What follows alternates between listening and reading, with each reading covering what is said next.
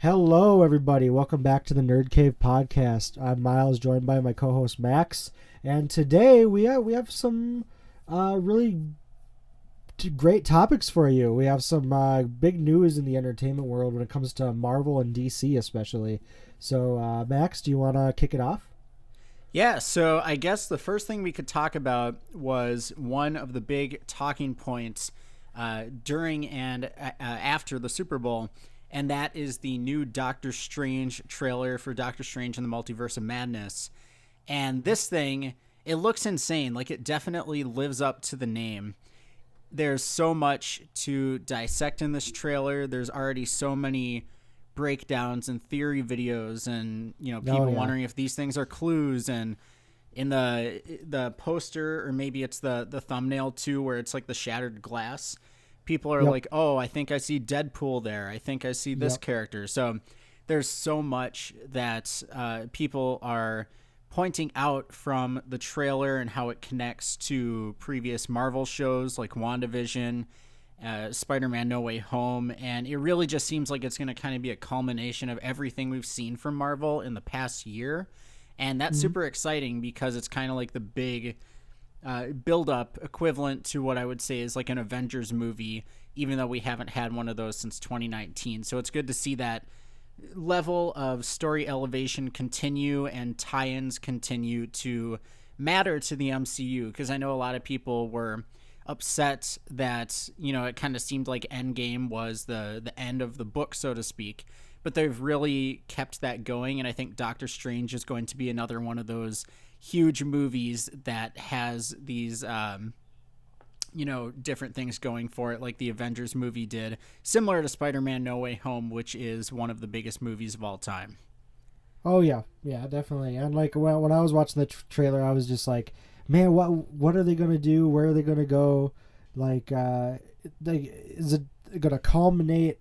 One big thing is what they've been doing is like culminating all these different elements like Spider-Man or WandaVision and all these things into one thing, Yeah. and like make it a big thing, right? So it's like, I'm excited for where this Doctor Strange movie's gonna go and what we're gonna see, because there's a lot of unknowns of where this can go, right? And like who could Yes. show up and all these exciting things. So it's very like I'm ready for it. Same. It's gonna And be exciting. yeah, like I am just excited for how different I think it's going to be, regardless of like who shows up in it, because there's a bunch of rumors, which I don't think we have the time to go in for all the people rumored for this movie. But I'm really excited for the different tone that we've heard about, because from day one, they always knew this was going to be a darker Marvel movie, and it's been referenced as having like horror elements by Elizabeth Olsen, who plays Wanda. And in this trailer, like, we really see that. We see zombie Doctor Strange with like 8 arms. Wanda is doing some extremely dark stuff. The Darkhold is shown multiple times, which it corrupts people. So I really like how they're stepping into this other side of Marvel, but it's also at a time that makes sense. I think if they were wanting to, in 2016, to rival Batman versus Superman and go dark, it wouldn't have made sense for where Marvel was. But now they can go dark because they have gradually introduced these darker elements. And I'm just really excited to see where it's going to go, because I think it is a new chapter for Marvel, and it also continues the stories from before, so it's not going to stray away too much either. Yeah, I like the darker tone they're taking. I'm always a fan of the darker tone sort of things, where it's like, man, they're making it moodier and not like, Yeah. not saying like the other movies were like bright sunshine and awesome, but like I like when they make things and muddy it up a little bit and like make it that like I don't know, just like that more horror element, or that more like uh just like unnerving, I guess you can say. Yeah. Or Unnerving stuff is great. yeah, and it's gonna be just like, what are we gonna expect? So I'm excited to see where this all ties in this universe, and like where it's gonna go. Do you have any theories or things you would like to see?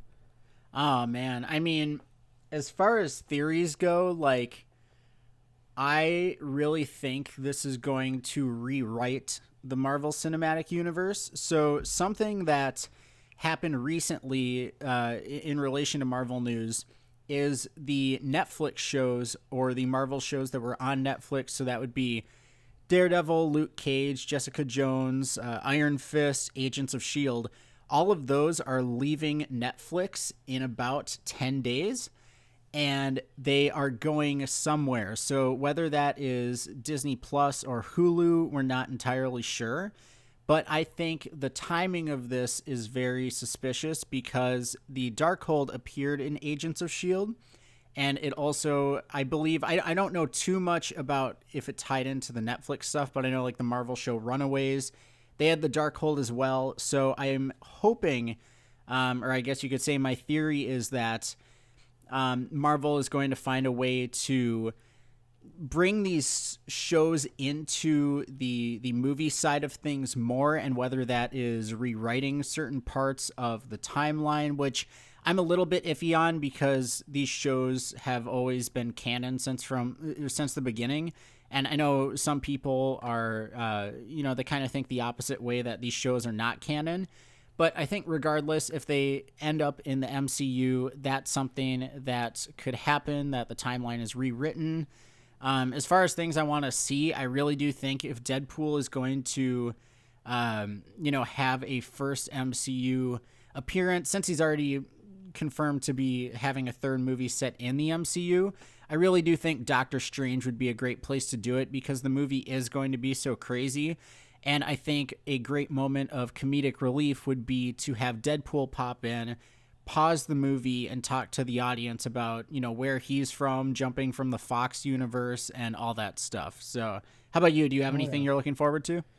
The Deadpool thing kind of has me on the kind of like excited for thing. Mm-hmm. It's like one of those things when I saw that little like figure there and like you can't really tell if it's Deadpool or not, I was just like, ooh, I don't know, we'll see. Yeah.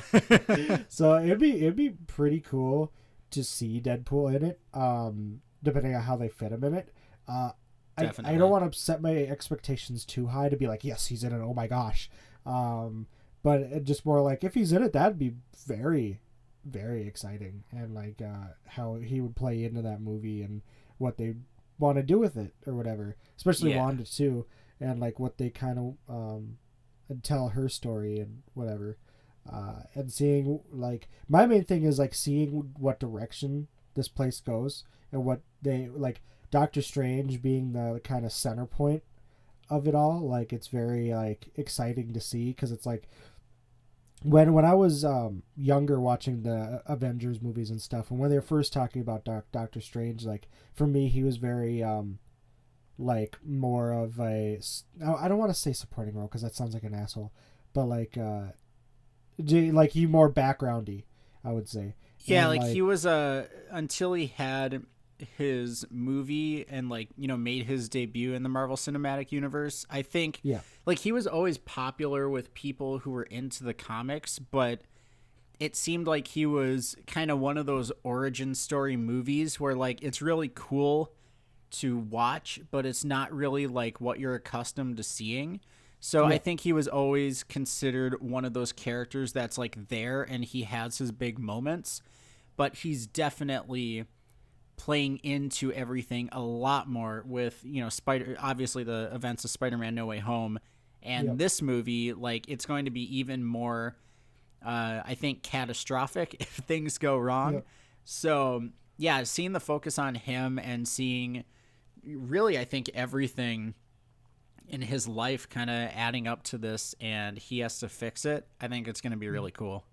Oh yeah, because like just like for a character development standpoint for him, it's like it's good to put him in this kind of limelight and having him glow and like seeing his character arc move forward and what his intentions are and seeing his struggles and seeing what just like overall like what Doctor Strange is capable of. Like it's cool, and especially with Spider-Man you got to see that in full effect, and now you get to see more of it, so I'm definitely excited. I agree. Like, I really like what they've done with the character of Doctor Strange, because he is like one of the most powerful characters in the MCU, but they found a way to make him so relatable and like emotionally charged, I would say, that there's so much they can do with him, because he is very stubborn, but he also, you know, has his heart in the right place for a lot of the time. So he wants to do the right thing, but he's also stubborn. And I think with everything going on that we've seen in the trailer, and just kind of knowing, you know, what happens in WandaVision, which it seems like it'll be a big player in this, I can't wait to see how much more his character is going to develop, because they already did such a great job so far. And I think it's only up from here. I definitely agree to that. Like, I just like overall, like where, like even Wanda's story is going, and her character growing, and it's just overall, I think we'll see some very interesting things with both those characters in this movie, and probably the also characters that are going to come into this movie that we aren't expecting, or what the ending's going to be, and the post-credit scene, like all this stuff, right? And just overall, just having that experience of like, okay, where are they taking the story, and what stories are they trying to tell? So yeah, overall, I would say like the hype for this is definitely there. So yeah, and especially with like, I don't want to say it in case someone listens, but like there's some really big cameos that go back to the early days of the MCU, and if it comes true, we can discuss it, or if it's debunked, we can discuss it in May when the movie comes out. But there's so much that's out there right now, and if even half of it happens, this movie will definitely break the internet. So I am so pumped to see what they do with it. And I guess staying on the topic of dark characters, we had a clip from the Batman release just a few days ago. And this clip, like, I am so excited for this movie. It's actually, like, while I'm excited for Doctor Strange, the Batman, like, Batman was my first, like, hero that I really got into. So I think this is my most anticipated movie of 2022. Because it looks so like dark and twisted and unstable, and which is my favorite. Yeah, like it looks so good. And this clip, like I didn't need to be sold any more on this movie, but this clip, like it was a simple clip and it was a short clip, but it did so much. And I want to get your thoughts on the clip before I say anything. Just because I'm curious, kind of where you come from after seeing it. Yeah, so when I watched it, I think like they're in the where were they? They're in that dark. I believe it was the GCPD in like the holding cell areas. Yeah, and just like his character, crap, what was the actor's name again? Twilight guy. Robert Pattinson. I don't know why I blanked on his name. Just like he fit like like he, that voice that he had fit perfectly with him. Like, and just like the character, he was portraying Batman very, very well. Yes. And like when he punches the guard, or not the guard, what's his name, in the face, and Commissioner Gordon, I guess James Gordon, since we don't know if he's the commissioner yet, but yeah. And then he and then everybody rushes him, and then he takes the bat grapple hook thing, and he swings up into the ceiling, and he grapples upwards, and all the cops are like trying to chase him up the stairs. Yeah. Yeah, I was like, yep. It was really cool. So tense, and like what really got me with that scene is like I love the exchange they were having where James Gordon was kind of ratting out the potential bad cops. You know, like there was the one he mentioned that could be doing stuff at the Iceberg Lounge for the Penguin, which I really like because we didn't really know how Penguin was going to tie into this story, but it does seem like he won't just be kind of like a cameo. He will have a bigger role to some extent, but after that exchange, Batman punches him so hard. I was like, what? Dang. Yeah, it was shocking because, like, you always think of Commissioner Gordon and Batman having a good relationship because they do work together. And I think they do have a good relationship. And what this is showing is it's like their way of covering it up. So I think a lot of the cops, like, from what we can tell based on this clip and things that director Matt Reeves has said about this GCPD show that will be coming out based on the world of the Batman, is the cops are going to be like very much into the criminal underworld. There, of course, there's going to be some good ones, but there's going to be a lot of them that, you know, work for the Penguin or possibly help out the Riddler, and a lot of corruption in the GCPD. So I like how James Gordon is not shying away from anything. Like he's just giving Batman the list of people that he can beat up. And then I think the reason he punches him is, my guess is, it was probably something they discussed before where James Gordon said something along the lines of, like, you know, attack me or hit me or whatever, to make it look like we were having a serious confrontation, and, you know, to like the hit would build the trust of the cops to make it seem like they're not working together. So that's my guess. But yeah, that clip looked so good. I think, like you were saying, Robert Pattinson, he is embodying this role, and just the look of his eyes. I've never thought as Batman as like a character where he has a lot of facial expression or expression with his eyes, because it's usually more of like a physical thing. But he looked unstable, and I love that so much because Batman is unstable. Like, he's as unstable as it gets. And sorry, go ahead. Oh, and seeing that, like, this darker version of this character who, according to, I think it was Robert Pattinson that said this, that he really is so full of rage that he is, like, unstable. He's ready to break. And I think all the fight scenes we've seen show that. All of the emotional aspects of his acting has showed that. And I think he is going to be my favorite Batman. Christian Bale was up until these trailers, I want to say, because it's just blowing me away. But what were you going to say? Yeah, I was going to say, like, I think, like, when he punched him, I think it was like a cover for, like, that was their friendship showing, because Batman trusts him enough where, you know, you can punch him and like their friendship is still intact, to where it's like they still have that connection, and like it's a cover up for later on.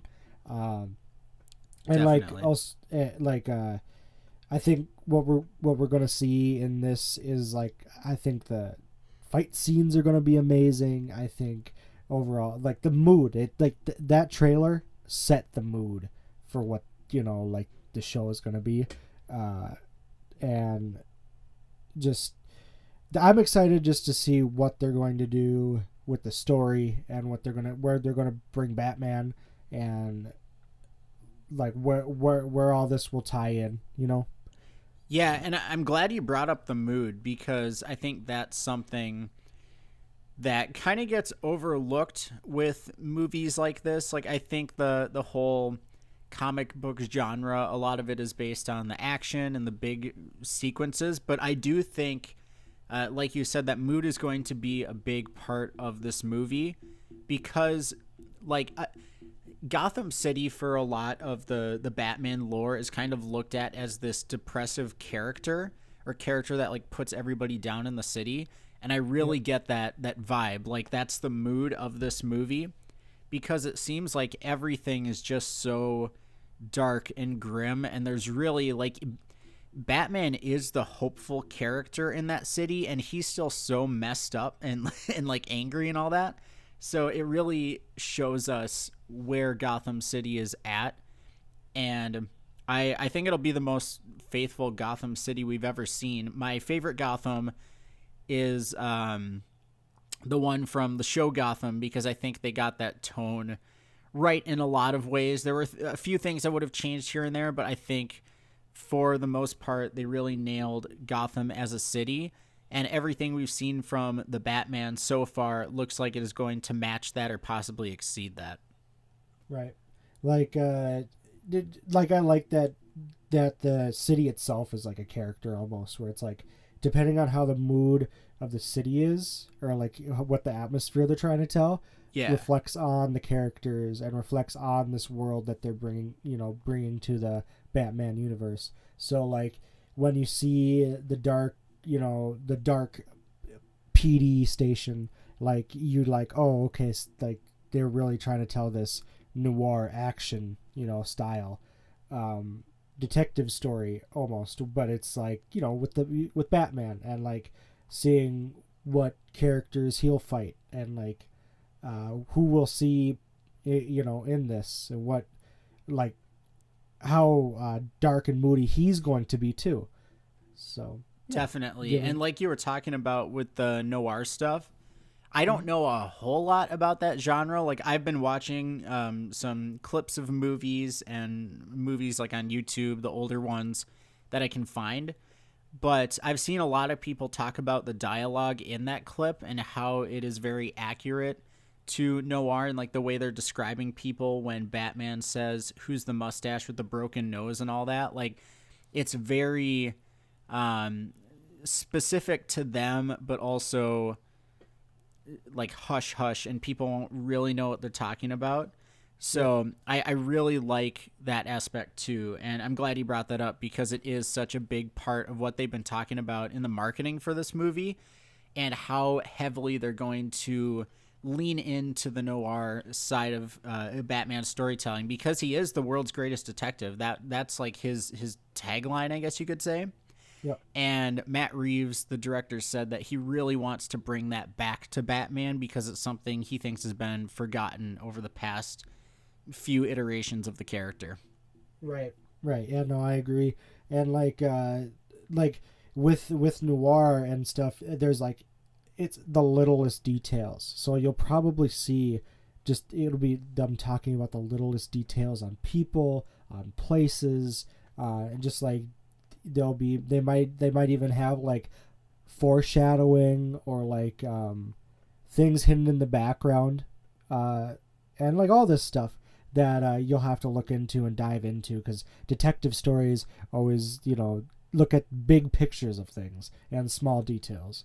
So I definitely think you'll see some of that in this, no doubt. Yeah, I'm excited for it. Sweet. Yeah, I am so excited. I got opening day of the movie off from work. That's my I am going to I'm seeing it on opening night, and then I plan on seeing it at least one more time on opening day, but there's a very good chance I will convince myself to see it twice on opening day.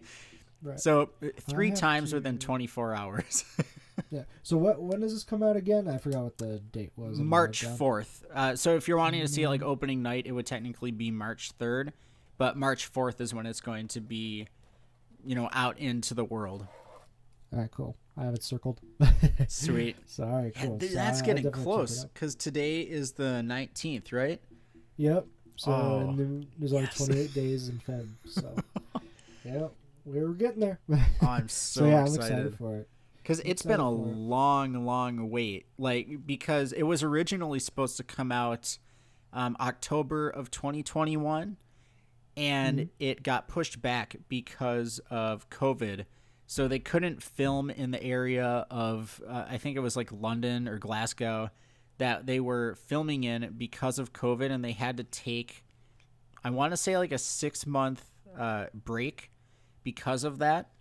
So it's been in production for the longest time, and I remember probably 2.5 to maybe 3 years ago watching creators like 3C Films and Boba Talks, watching their breakdowns of these like leaked set photos and what we can expect from this movie, and now just seeing it finally almost here, like it's coming out in just like 2 weeks.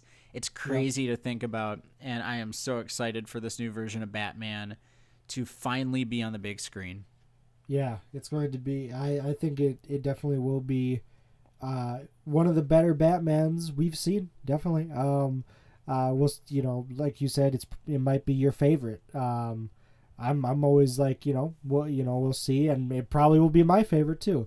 Like out of all the Batmans, what was your favorite movie or show or anything out of Batman?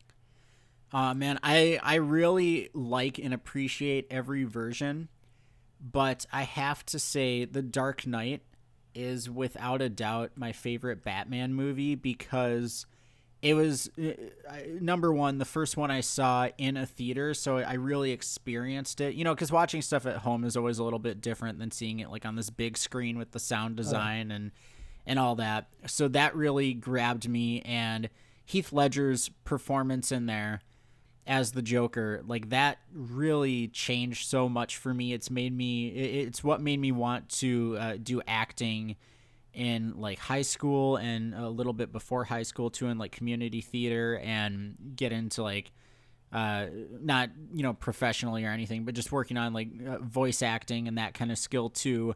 It changed so much for me and really kind of shaped the interests I have too. So that movie definitely is my favorite, both in the story, the acting, and the impact it's had. What's your favorite Batman movie? Yeah, I was gonna say Dark Knight as well. I do like the old classic Batmans for some reason, because my dad watched them growing up and stuff, and so I watched them.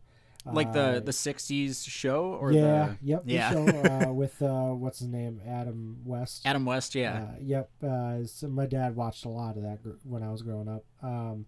And when I started watching the movies and stuff, it was very pick and choose. But I have to say, yeah, Dark Knight, my favorite Batman. Thus far, it's my favorite Batman.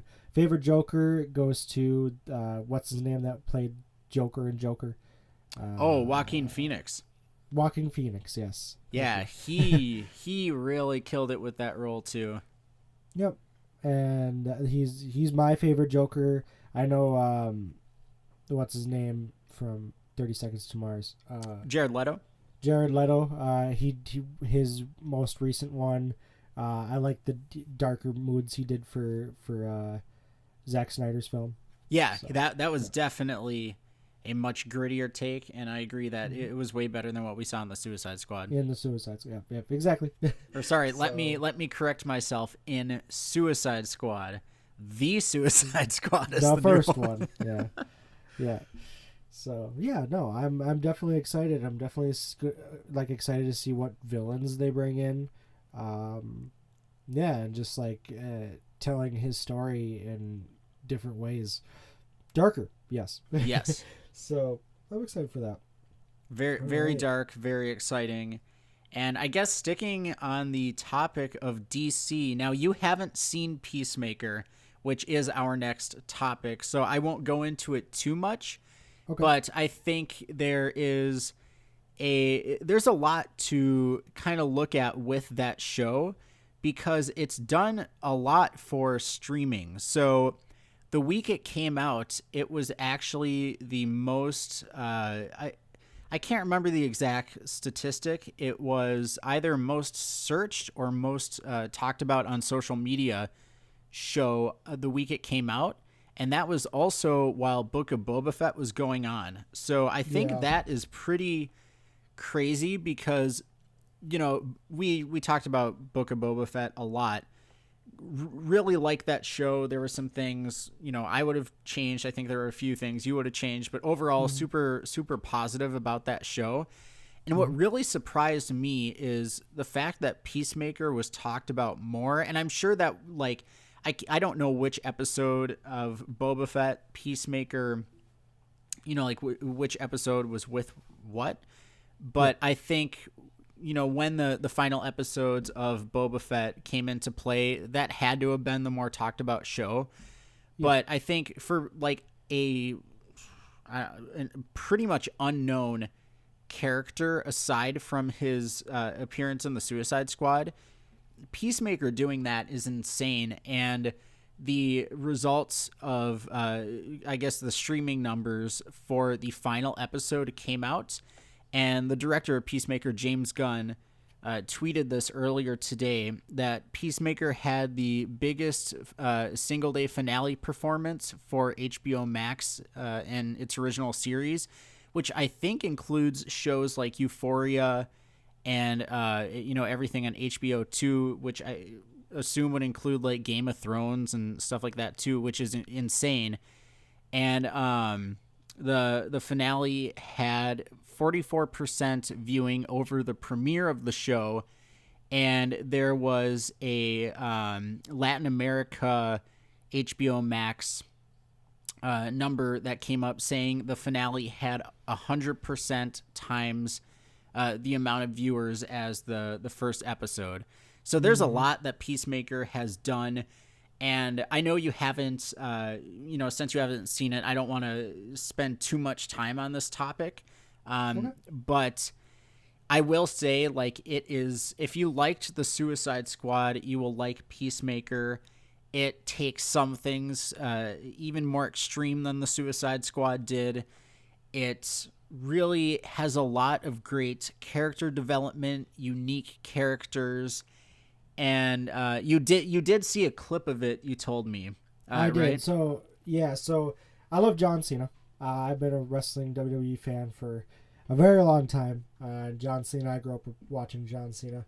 And he plays, I did see him in The Suicide Squad. And his role in that was amazing. So good. Yeah, and like overall, he definitely is the Peacemaker. I don't. It's hard to put somebody else in those shoes right now for anyone else to play him. Definitely. And like the things I know about the show, because it was going on at the same time as Book of Boba Fett, so obviously I was more invested in Book of Boba Fett.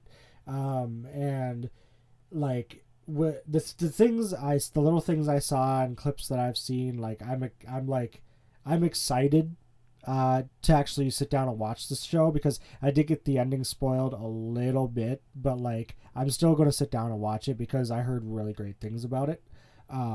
So I know I'll let you know, like the ending, that clip you saw, it is a spoiler to an extent, obviously, since it's from the show and you hadn't seen the stuff leading up to it, but it is not anywhere near what the show focuses on as a whole. So like you saw a spoiler, but it's not like a huge I guess like player in the story itself. So there's a lot in the show that you can still see that's new. Yeah, definitely. And like I still plan on watching it, and like the like I said, the reason why I saw it was TikTok, obviously, and TikTok spoils everything. So very it's true. Like I still plan on sitting down and watching it. It looks great. I love John Cena.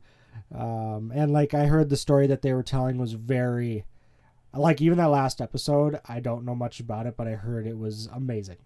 So it really was. And like John Cena, I've heard people kind of make fun of his acting abilities, not necessarily saying he's bad, but he's very like one-sided with stuff he's done in the past. Yeah. And everybody that I've watched in like reactions and people I've talked to online about this, like it really seems like this is his role, because you'll see in the show, like he was kind of one-dimensional in terms of emotion in the Suicide Squad, which is what he needed to be because of the role. Like that's what the role required. But in this show, he has some really emotional scenes that draw you in. And I won't say any more than that, but yeah, it's like he is a really good actor, and for all the doubters, like they can't say he's a bad actor or a one-dimensional actor after seeing this show, because he did an incredible job. Like he's moving up there, and I've only seen him in this as far as acting goes. He's definitely moving up there as one of my favorites, I would say, like comedic-based action actors. Oh yeah, and like I've seen a lot of his other movies too, and he's definitely grown as an actor. A lot of the other movies he did were like like they were smaller and WWE films. He did like Marine and like some other ones, Legendary, and some like he did his roles. He also did Daddy's Home with Mark Wahlberg. That was a pretty good movie. He's been in a lot of films recently, but like for him and Peacemaker, I would say like it is his best role so far.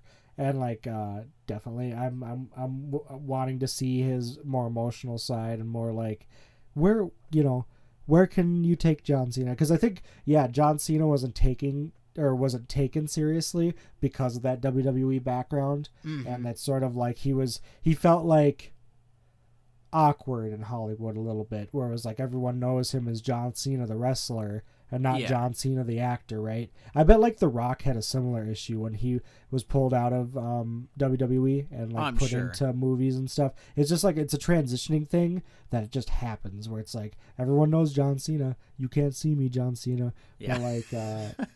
But like taking him into a more serious role and stuff, so trying to separate yourself from like, all right, this is John Cena the actor, let's see how he can do, and take him seriously for a second. Sit back and watch him act. Like, I'm excited for it. This show will, like, it'll make you love him even more because, like, even WWE, I'm not very familiar with that at all. Of course, I know it and I've seen stuff from it. But in terms of John Cena, like this was really my first introduction to him, like as a person acting. And the Suicide Squad, great, but Peacemaker, his performance, like we'll have to discuss it once you see it, because I am very, very, very curious to see or hear rather what your thoughts are on his acting and the show in general. Definitely, and I'll definitely get started on watching that. So I think like overall, like the Peacemaker, I've heard amazing things about it, so I'm gonna sit back and enjoy it. So yes sir. So moving on from the Peacemaker to do you want to talk about music next? Let's do it. All right, so we have the Super Bowl halftime show. That's our music topic this week. Where it was one of my favorite Super Bowl halftime shows ever, next to Prince, for a lot of reasons. You had Dr. Dre, you had Snoop Dogg, you had Mary J. Blige, you had Kendrick Lamar, you had 50 Cent as a guest appearance, and you had Eminem. Just like I was excited for this halftime show for a lot of reasons, but I did not expect what they did. Did you watch it? I did, yes. I watched the game, and I paid extra close attention during the halftime show because I really did not know what to expect with this, especially after coming off of the Weeknd's halftime show last year where everything was like, we got the meme from it. We got so many mixed reactions. And with a lineup like this, like I feel like it was very coherent, but I really didn't know what it would be because, we've seen in the Super Bowl halftime shows before some really weird combinations of stuff. The one that stands out to me is Black Eyed Peas and Slash. That was, I don't know. It was interesting to say the least. No, and then there was the Maroon 5 and like Travis Scott one. Yeah. Yep. Then where they mix it together, which is like, if you like it, that's cool that you liked it. A lot of people didn't, but like, for this one, it was like he had 6 performers, and how much time did it was only like 14 minutes, right? And I was like, man. Yeah, it should have been longer. Yeah, should have. Like everyone had their time, and like of course, like Eminem, they wanted Eminem play more, but it's like, how much time could everybody have? It's like exactly. Eminem actually cut out his second song for 50 Cent to do his song, is what I heard, and but that was Eminem's choice. He's like, I want 50 Cent there. And then the whole meme of like 50 Cent was the big meme right now is that like. He's gotten chunky or whatever, but it's more like, no, he's just big boned, he's thick, and he's like he's hanging upside down, which everyone didn't get because he in his in the club music video he hung upside down or whatever. Overall, it was a pretty fun halftime show. I'm a big fan of Eminem, obviously, and I was like, Eminem, like, oh my gosh, like, this is cool. I've been waiting for him to do the Super Bowl for like ever since I was young. So yeah.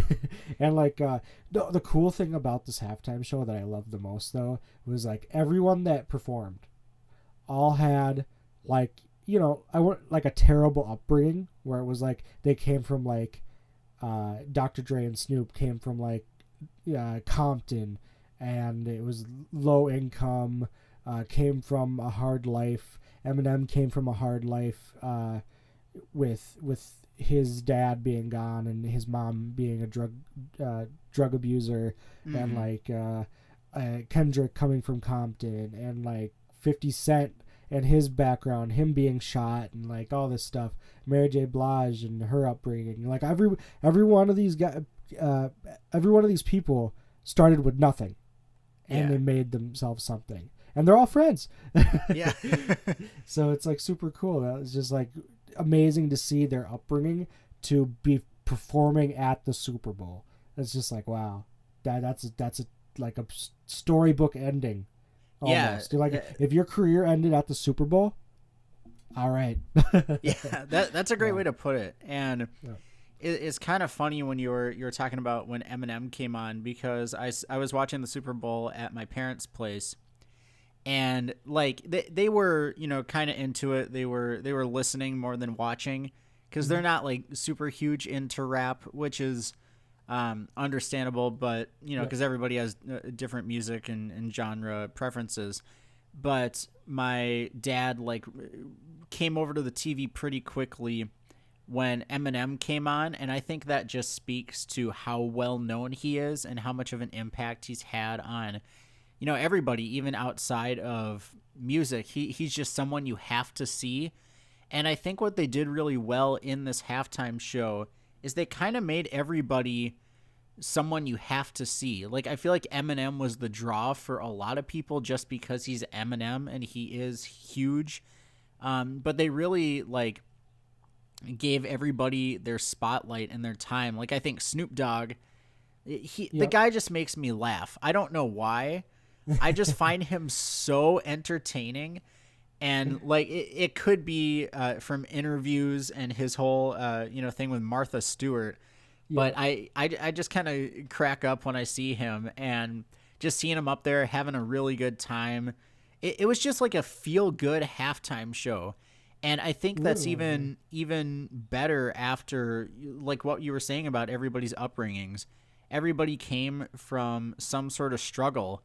And just seeing them up there really like speak to everybody in the crowd and at home watching from their TVs, I think it sends a message of how music can bring people together, how music can help people get out of where they are, struggling in their situations.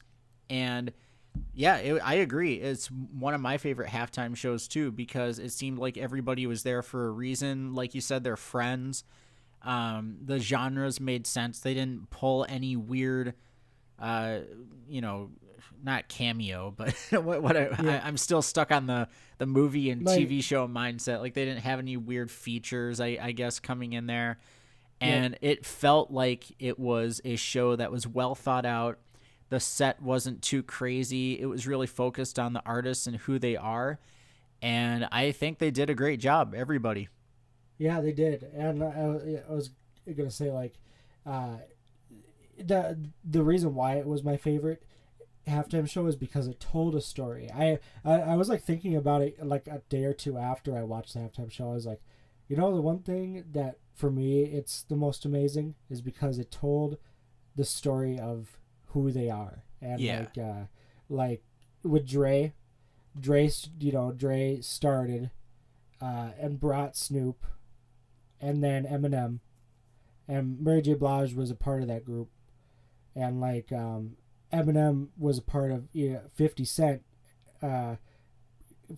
upbringing, and Eminem brought 50 Cent to Dre, and so it was all connected. And like Kendrick Lamar, Dr. Dre, he found Kendrick Lamar, and brought Kendrick into the studio, and he liked Kendrick and vice. It's just like it all culminated back to Dre, and it was Dre's story, but Dre is the center point of all these other lives that he built in the rap career, and like just it just told a story, which just like not a lot of Super Bowls do that, like halftime shows where it's like and it's just like it was like a history of rap. Yeah. and like Snoop Dogg, his character just as a human makes me laugh too, and like his character is a human. I love that. Yeah, and like just like his vibe on everything, and like all he was doing was just having a good time. He was having the best time up there, and like yes, Dre, he was just like Dre's image came in full picture, and it was just amazing to see. And then like the cool thing about the halftime show too, and I'm nerding out about this now because more things keep popping up. Oh yeah, go for it. But like when Eminem comes out of that box thing that blows up or whatever, and then they go to that wide shot while the camera's turning and like Lose Yourself starts, I was like, that's just beautiful. Yeah, it was really, really well done. And I'm glad you brought up the camera stuff too, because I feel like the camera work, like obviously we've seen a lot of crazy camera work, like last Super Bowl halftime show with The Weeknd and him running through that mirror maze or whatever.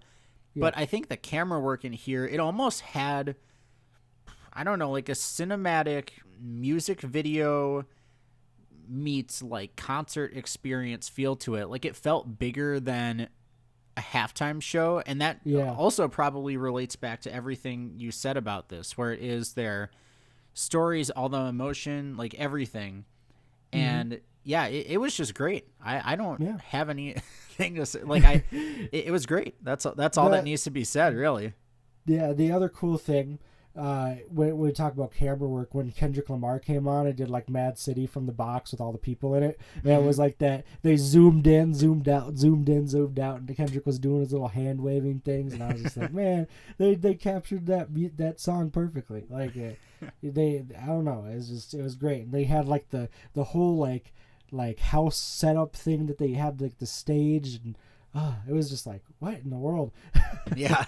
But yeah, no, it was my favorite. I would say my favorite halftime show next to Prince's halftime show, because the reason why Prince was also one of my favorites, because he was playing Purple Rain in the rain with electric guitar. So like that also took the cake for me. But yeah, this one, because it was Eminem and it was Dre and it was all these people like I listened to growing up, A+, 10 out of 10. Definitely. Yeah, it was incredible. All right, so from the Super Bowl, well, we're going to go back to TV shows, if you want. Let's do it. Yeah. Well, actually, no. Before we go into that, I know you mentioned to me before we started this, you had some song recommendations. Yeah, so it's really only... I mean, there's a lot of music that's come out over the past couple days, but one artist, and I think I might have talked about one of her songs on our podcast before, but the artist Carly Hansen, she put out her debut album. She worked on it with people like John Feldman and Mod Sun and everybody that she knows from Wisconsin, which is where she's from, and people she's worked with in LA. She put out this album that did something I haven't really heard a lot of artists do recently, and if they have, this is definitely one of the best examples of it. It's kind of like a mix of a lot of genres. There's some pop, there's some rock, there's some alternative, there's some indie, there's a little bit of like a hip-hop flavor in there at times, and it's this record that really has so much going for it, both lyrically and Carly Hansen's vocal talent. And it's wrapped up in these instrumentals that don't really belong to any genre. And I think it's so cool to see an artist finally kind of come back and own their sound, because I think what's happened a lot over the past 10 years is there's kind of a sound and an artist will mold, what they traditionally do to that sound because it's more popular, but I haven't heard a lot of artists really go in and form their own sound, that's unique to them. Some of the other ones I can think of is like Amy Shark. I think she does that well too. But I think Carly Hansen's album really is something that I hope speaks to a lot of people because it is instrumentally diverse but consistent. Lyrically, it covers a lot of topics and does it in creative ways. Specifically, I'm blanking on the name. I think it's called Girls in Line for the Bathroom. And Okay. one of the lines is, why can't everybody be as nice as girls in line for the bathroom? And I just think that's such a cool way of taking something like saying, why can't people, be nice or treat each other with decency, and like relating it to a topic that so many people can relate to and that, you never think to relate it to. And yeah, it's an incredible record. I would recommend it. I think there aren't any skips on the album. I listened to it straight through a couple times, and it's a solid record from front to back. Okay. I wrote that down. What's one of the songs called? There was Girls in Line for the Bathroom. Let me check on some of the other tracks in here that stood out. The album is called Tough Boy. I probably should have mentioned that. Okay. So the album is Tough Boy. The artist is Carly Hansen. Some of the other songs that I think were really good was Nice to Know You. There's a song called Minnesota. There is the closing track called Come Back Around. And yeah, there's so much right with this album. It really feels like Carly Hansen took everything that she's been inspired by and what she did in the past and kind of brought it together in this piece of art that really speaks how she wants to. And I hope some artists take a page out of her book, because it really, especially in today's musical realm, it stands out as something that is just purely what the artist wanted. Right. Okay. Yeah, I'll definitely check that out. Girls in Line for the Bathroom, Carly Hansen. Okay. I got some song recommendations too of some recent songs that came out. All right. Let's hear 'em. One song, you know Ed Sheeran's Bad Habits? Yes, I do. So Bring Me the Horizon and Ed Sheeran collabed and made a new version of Bad Habits. And now I really heard good. about that. Is it so it's out? Yeah, it's out now. Yep. Oh, I will listen There's to that also- right after we finish recording this. It's really good, and the music video is like an animated music video or something. It's pretty cool. That sounds sweet. So that it was a really good experience. I was like, it's something we didn't know we needed, and it was really good. Yes. Another one I've recently is called was that Flames by Mad Sun and Avril Lavigne. Oh yeah, you heard of that yeah. Yeah. Mod Sun and Avril really. Mod Sun. I mean, you can hear their chemistry in that song for sure, and that's a top song for me too. Like, yeah, I think I mentioned it when talking about Carly Hansen's album, but Mod Sun co-wrote some of the songs on there. So if you like his style, it definitely comes through in a few of the tracks on her album too. Awesome, because I do like his style. It's a very different, and I was like, I dig it. So yeah, he's another one of those artists, like I was talking about with Carly Hansen, who I think has really shaped their own sound, and he has some great stuff out there too.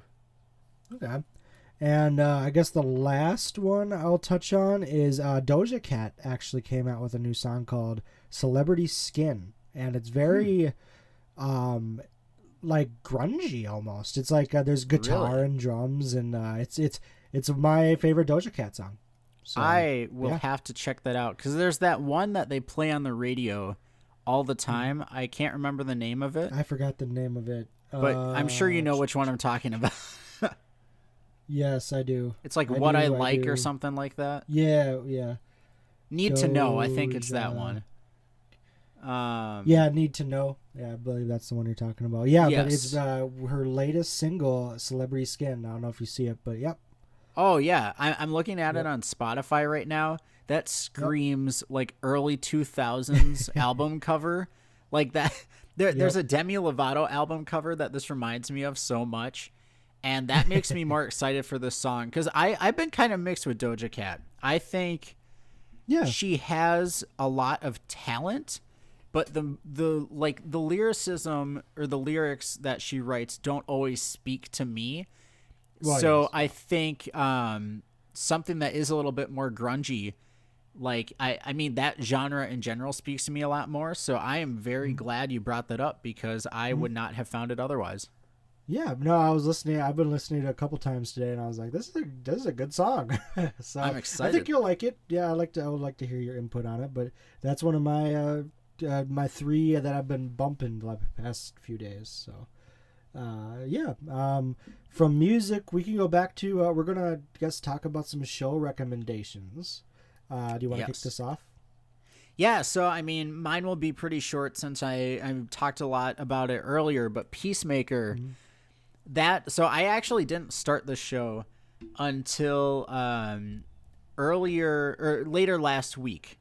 The finale came out this past Thursday, and I started watching it. Actually, maybe it was this week. I think I started watching it on Monday. I kind of binge watched the show. I meant to start it earlier, but I just, never really got around to being in the mood for it. Like, I definitely have to be in the mindset, I think, for a show like that. And I finally got in that mindset, and I couldn't stop watching it. There's so much good with this show. Everything from the acting to the way the characters were written to be diverse in their thought processes and just their overall personalities. I think James Gunn really understands what DC needs right now, similar to how Matt Reeves understands it. But I think James Gunn, like as you saw in the cameo thing that was spoiled for you, like he understands how to take this story that is very much its own thing, but then also tie in other, members of the DC family into it. And I won't say any more because I feel like I will accidentally go into spoiler territory. But yeah, Okay. definitely check out the show for anybody who hasn't seen Peacemaker. It is a little bit violent, so if you're not into violence or swearing and stuff, then I would maybe shy away from it, but still give it a try to see if you can warm up to it if that's not your thing, because I think everybody should watch this show. It is perfect. I don't say that about a lot of shows, but there is not one thing I would have changed with this. Okay, and it's disclaimer for my recommendation. Mine's the same thing. There's a lot of violence and swearing, and but the story itself is great. So the one I'm recommending, and I'm pretty sure a lot of you've either watched it out there or know of it in some regards. It's called Haluva Boss. It's a seven. Well, there's going to be an eighth episode this year sometime, but it's a 7-part series on YouTube by this YouTuber named Vivzy Pop, whatever. But there's seven episodes up right now that you can watch. It's very comedy mixed with violence mixed with an actual story to it, and like the last episode almost made me cry. And it's like it takes place in hell. It's an animated adult TV web or TV series, but it's like it's free and it's on YouTube and it's really good quality. Like these 7 episodes are like really good quality, like something you would watch on like I don't know, like an Adult Swim or like a Comedy Central, like same I would say like same comedic value as like a South Park, or something like that. All the voice acting is really great. Some of my favorite characters like are from this show, and like I just like binged watched the rest of it today, and I was just like, yeah, you know what?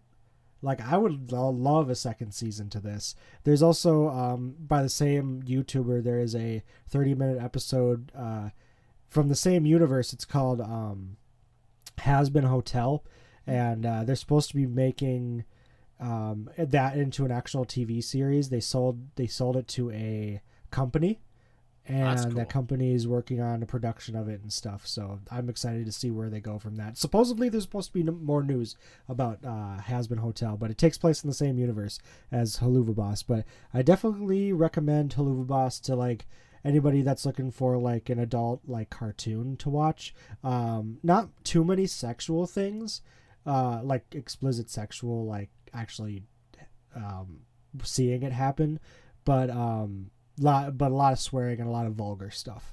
But it's really funny and really good, so I recommend it definitely. That sounds great, and I hope there is news about both of the shows that we can cover at some point in time on here, and I will be checking it out. So maybe next week, depending on how far I get into it and how fast I get, to finishing it or finishing what's out, we could definitely discuss it, because it's something that I think is really cool. Like, just the idea of more adult animation in general is something that is really, I just think, great for the art form, because it allows these artists to express themselves how they want to. And I think for a long time, animation was kind of looked at as this thing that's a little bit more, not necessarily childlike, but like a Cartoon Network kind of thing, where it's more silly and not, serious or dark or explicit or anything. So I think seeing people like this creating their arts and having it resonate with an audience that it can resonate with is really cool. So I will be checking that out. And, Miles, you have great recommendations for everything. So anybody listening, go check it out too, because he won't steer you wrong. No, it's a really interesting story, and like I went into it blind. Like, honestly, I heard a song from Has Been Hotel. It's called Addict, and I just started watching Has Been Hotel. And then that got me into Haluva Boss because it was made by the same person. I just binge watched that, and it was really good. And actually, have you watched Invader Zim growing up, right? Watch what? Or Sorry. like, did you watch Invader Zim or like Billy and Mandy? Billy and Mandy, yes. I was gonna say it has a very similar art style. It looks like to that. Yeah, and like the voice actor for Billy actually plays a character in that show. Oh, really? He plays his character called. Oh crap! Matt. It starts with an M. Matt. I forgot. That's it's cool, like Roxy, but something else, but with an M. But you'll definitely you'll recognize his voice right away, and it's pretty cool, and like they got some other really just great voice acting in it. But yeah, very like Billy and Mandy-esque, I would say. That's cool. That's cool. Yeah, so I definitely would check that out. Other than that, we can have a good speak about that. If you want to watch that, I can watch Peacemaker, and then we can always chit-chat about both those shows, too. Planning next week's episode already. Look how ahead we are. Yes. So, that's our... Well, with that, I guess that's our show for today, everyone. We appreciate all of you for listening and taking the time to make it to the end, and we'll look for us on our social channels as always, and it's been great. This whenever I do new episodes of this, I find new things that I enjoy and love just by whether it's Doctor Strange or Batman or even Peacemaker. So it's really cool to see more news come out of Marvel and DC and all this kind of stuff too. So yeah, it was really good. What did you want to end it, Max? Yeah, I mean, thank you everybody for tuning in. Thank you, Miles. As always, I love doing this, and I look forward to it every week. It's something that, it just feels good to talk about our interests and kind of riff off of each other and, go into theories with things like we did with Doctor Strange and talked about things we're not, really familiar with, like that Doja Cat song I'm going to check out afterwards. So it's just always great talking to you about a range of different topics, and I can't wait to see what we talk about in the future. All right, yeah, man. Yeah, I can't wait. So with that, we will see you guys in the next one, and you guys have a wonderful evening or morning or whatever your time you're watching this. So see ya, everyone. See ya.